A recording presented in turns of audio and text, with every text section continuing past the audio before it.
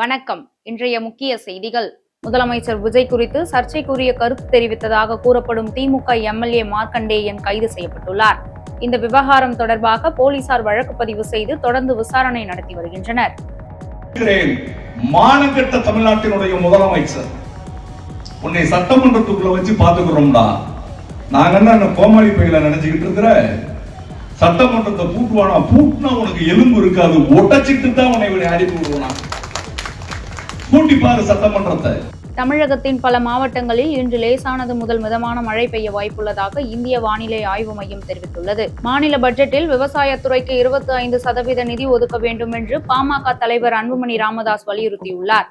விவசாயத்தை முன்னுரிமை துறையாக அரசு கருத வேண்டும் என்றும் அவர் தெரிவித்துள்ளார். திருப்பதி ஏழுமலையான் கோவிலுக்கு இந்து சமய அறநிலையத்துறை அமைச்சர் எஸ் ரமேஷ் வருகை தந்தபோது ஏற்பட்ட பாதுகாப்பு மீறல் சம்பவம் தொடர்பாக ஆந்திர பிரதேச போலீசார் தீவிர விசாரணை நடத்தி வருகின்றனர். நாட்டின் பொருளாதார வளர்ச்சி, புதிய முதலீடுகள் மற்றும் தொழில் மேம்பாட்டு திட்டங்கள் குறித்து மத்திய அரசு இன்று முக்கிய ஆலோசனை நடத்த உள்ளது. இதில் பல்வேறு அமைச்சக அதிகாரிகள் பங்கேற்க உள்ளதாக தகவல் வெளியாகியுள்ளது.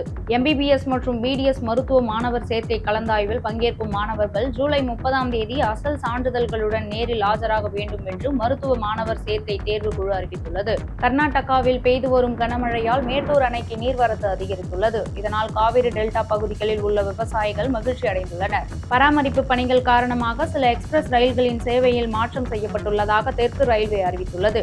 பயணிகள் தங்களின் ரயில் நேரத்தை முன்கூட்டியே சரிபார்த்துக் கொள்ளுமாறு கேட்டுக் கொள்ளப்பட்டுள்ளனர்.